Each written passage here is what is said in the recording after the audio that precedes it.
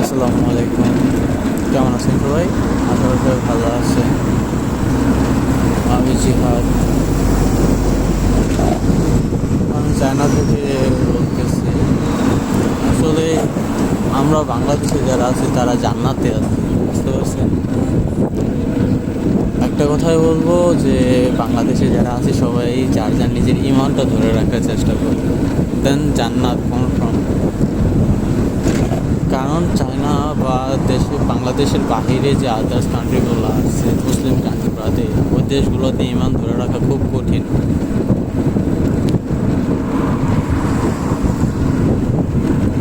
হাতের নাগালে মসজিদ পাওয়া যায় না, আজানের ধ্বনি শোনা যায় না, আরও কত কি ব্লা ব্লা ব্লা।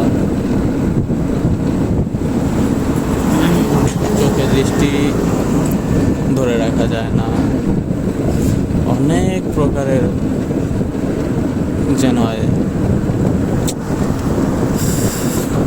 আমরা বাঙালিরা প্রাউড অফ যে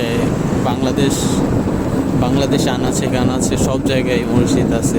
তো একটা কথাই বলবো যে আর যাই করেন ইমানটা ধরে রাখার চেষ্টা করুন, 5 ওয়াক্ত সালাত আদায় করুন, দেন জান্নাত কনফার্ম।